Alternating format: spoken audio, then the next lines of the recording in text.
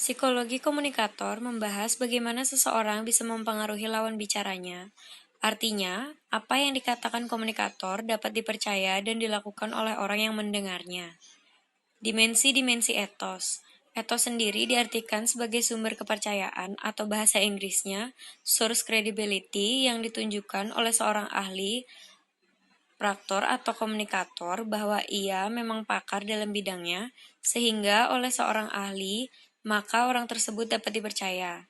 Nah, etos atau faktor-faktor yang mempengaruhi efektivitas komunikator terdiri atas kredibilitas, atraksi, dan kekuasaan. Yang pertama, kredibilitas adalah seperangkat persepsi komunikate tentang sifat-sifat komunikator. Dalam dimensi ini terkandung dua hal. A. Kredibilitas adalah persepsi komunikate, jadi tidak intern dalam diri komunikator. B. Kredibilitas berkenaan dengan sifat-sifat komunikator yang selanjutnya akan kita sebut sebagai komponen-komponen kredibilitas. Karena kredibilitas itu masalah persepsi, kredibilitas berubah bergantung pada perilaku persepsi atau komunikate, topik yang dibahas, dan situasi. Sekali lagi, kredibilitas tidak ada pada diri komunikator, tetapi terletak pada persepsi komunikate.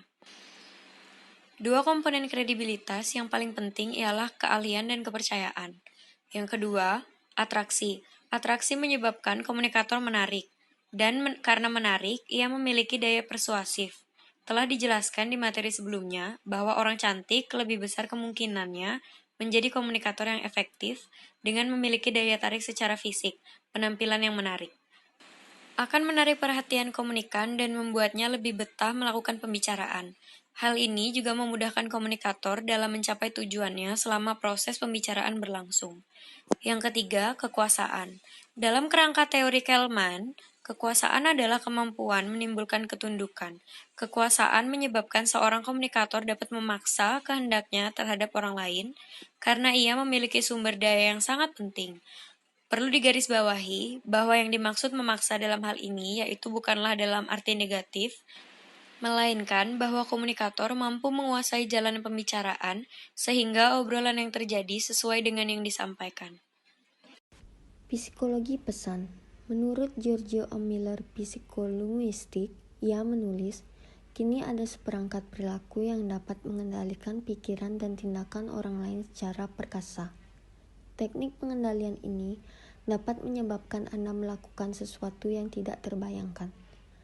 Anda tidak dapat melakukannya tanpa adanya teknik itu. Teknik itu dapat mengubah pendapat dan keyakinan. Dapat digunakan untuk menipu Anda, dapat membuat Anda gembira dan sedih, dapat memasukkan gagasan-gagasan baru ke dalam kepala Anda, dapat membuat Anda menginginkan sesuatu yang tidak Anda miliki. Anda pun bahkan dapat menggunakannya untuk mengendalikan diri Anda sendiri. Teknik adalah alat yang luar biasa perkasanya dan dapat digunakan untuk apa saja. Jadi teknik apakah itu? Jadi teknik pengendalian perilaku orang lain ini lazim disebut bahasa. Jadi bahasa ini sangat besar pengaruhnya. Dengan bahasa yang merupakan kesimpulan kata-kata, Anda dapat mengatur perilaku orang lain.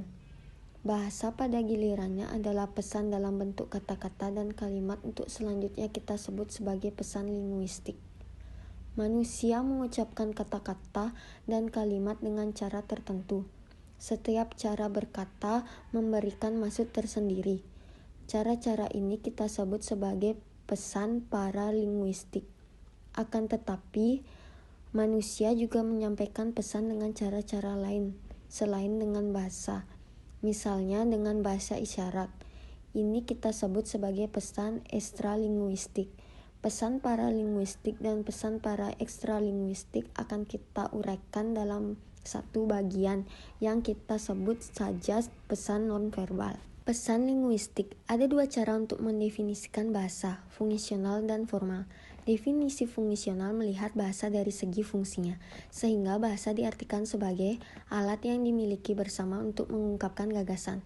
Definisi formal menyatakan bahasa sebagai semua kalimat yang terbayangkan, yang dapat dibuat menurut peraturan tata bahasa. Baik, untuk selanjutnya kita akan membahas tata bahasa meliputi 3 unsur: fonologi, sintaksis, dan semantik. Untuk mampu menggunakan bahasa tertentu, kita harus menguasai ketiga tahap pengetahuan bahasa tersebut. Ditambah 2 tahap lagi. Pada tahap pertama, kita harus memiliki informasi fonologi tentang bunyi-bunyi T dalam de dengan T dalam ting. Pada tahap kedua, kita harus memiliki pengetahuan sintaksis tentang cara pembentukan kalimat.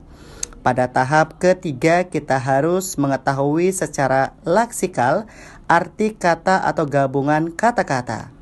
Pada tahap keempat, tinggal kita dan dunia yang kita bicarakan. Pada tahap kelima, kita harus mempunyai semacam sistem kepercayaan untuk menilai apa yang kita dengar. Terus bagaimana kita dapat berbahasa? Menurut teori belajar, anak-anak memperoleh pengetahuan berbahasa dalam 3 proses, yaitu ada asosiasi, imitasi, dan pengetahuan. Asosiasi berarti melazimkan suatu bunyi dengan objek tertentu, sedangkan imitasi berarti menirukan pengucapan dan juga struktur kalimat yang didengar. Pengetahuan dimaksud sebagai ungkapan kegembiraan yang dinyatakan ketika anak mengucapkan kata-kata yang benar. Bahasa dan juga proses berpikir. Nah, menurut salah satu teori Principle of Linguistic Relativity, bahasa menyebabkan kita memandang realitas sosial dengan cara tertentu. Secara singkat, teori dapat disimpulkan bahwa pandangan kita tentang dunia dibentuk oleh bahasa. Dan karena bahasa berbeda, pandangan kita tentang dunia pun berbeda pula. Secara selektif, kita menyaring data sensori yang masuk seperti yang telah diprogram oleh bahasa yang kita pakai. Dengan begitu, masyarakat yang menggunakan bahasa yang berbeda hidup dalam dunia sensori yang berbeda pula. Kata-kata dan makna. Makna yang pertama adalah makna inferensial, yakni makna suatu kata atau lambang. Adalah objek, pikiran, gagasan, konsep yang dirujuk oleh kata tersebut. Dalam uraian Ogden dan Richards, proses pemberian makna terjadi ketika kita menghubungkan lambang dengan yang ditunjukkan lambang atau disebut rujukan atau reference. Suatu lambang dapat menunjukkan banyak rujukan. Makna yang kedua menunjukkan arti significance, suatu istilah sejauh dihubungkan dengan konsep-konsep yang lain. Fisher memberi contoh dengan kata phlogiston. Kini, setelah ditemukan oksigen, phlogiston tidak berarti lagi. Begitu pula intens dalam psikologi atau grup mind, penemuan baru yang menunjukkan kesalahan konsep yang lama. Teori General Semantics. Bahasa adalah penyandingan, tetapi alat-alat yang tidak begitu baik. Kata pengikut General Semantics, General Semantics tidak menjelaskan proses penyandingan, tetapi ia menunjukkan karakteristik bahasa yang mempersulit proses ini. Ia menguraikan kesalahan penggunaan bahasa. Ia menelaah bagaimana berbicara cermat, bagaimana mencocokkan kata dengan keadaan sebenarnya, bagaimana menghilangkan kebiasaan berbahasa yang menyebabkan kerancuan dan kesalahpahaman. Pesan nonverbal. Pesan nonverbal itu bisa membentuk tepuk tangan, pelukan, usapan, duduk, dan berdiri tegak. Adalah pesan nonverbal yang menerjemahkan gagasan, keinginan, atau maksud yang terkandung dalam hati kita. Perkenalkan, nama saya Febrianti Murotnasana. Saya akan menjelaskan tentang fungsi pesan nonverbal. Di sini, fungsi pesan nonverbal tersendiri ada 5. Yang pertama ada repetisi, mengulang kembali gagasan yang sudah disajikan secara verbal. Yang kedua ada substitusi, menggantikan lambang-lambang verbal. Yang ketiga ada kontradiksi, menolak pesan verbal atau memberikan makna yang lain terhadap pesan verbal. Yang keempat ada komplement, melengkapi dan memperkaya makna pesan nonverbal. Yang terakhir ada aksentuasi, menegaskan pesan verbal atau menggarisbawahinya. Selanjutnya saya akan menjelaskan tentang klasifikasi pesan nonverbal. Di sini saya akan menjelaskan 6 klasifikasi. Yang pertama ada kinesik atau gerak tubuh, Biasanya atau digunakan untuk menggantikan suatu kata atau frase, atau biasa digunakan untuk mengilustrasikan atau menjelaskan sesuatu.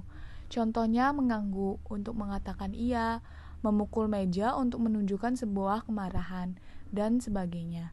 Yang kedua, ada paralinguistik atau suara. Diartikan sebagai jenis komunikasi yang berkaitan dengan cara bagaimana seseorang mengucapkan atau menyampaikan pesan. Paralinguistik adalah batas antara interaksi verbal dengan nonverbal. Biasanya menunjukkan tentang keadaan ilusi dan sikap seseorang. Contohnya, volume suara dan kelancaran berbicara. Sering diam saat berbicara menunjukkan kesulitan dalam merangkai kata atau menyampaikan kata yang kurang tepat atau mungkin sedang enggan berbicara.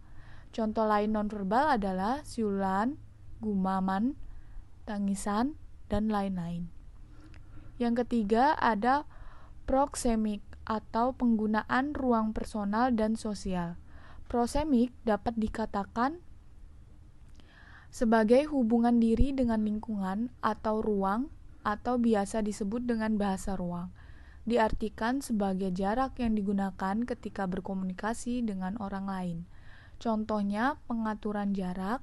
Pengaturan jarak menentukan seberapa jauh atau seberapa dekat tingkat keakraban kita, suka atau tidak suka perhatian kita terhadap orang lain. Yang keempat ada olfaksi atau penciuman. Ini merupakan pesan nonverbal kita melalui penciuman hidung yang mana kita rasakan bau-bauan yang telah kita kenal.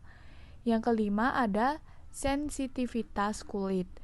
Diartikan sebagai pesan nonverbal melalui sentuhan. Misalnya sedang marah, maka akan mencubit dengan geram.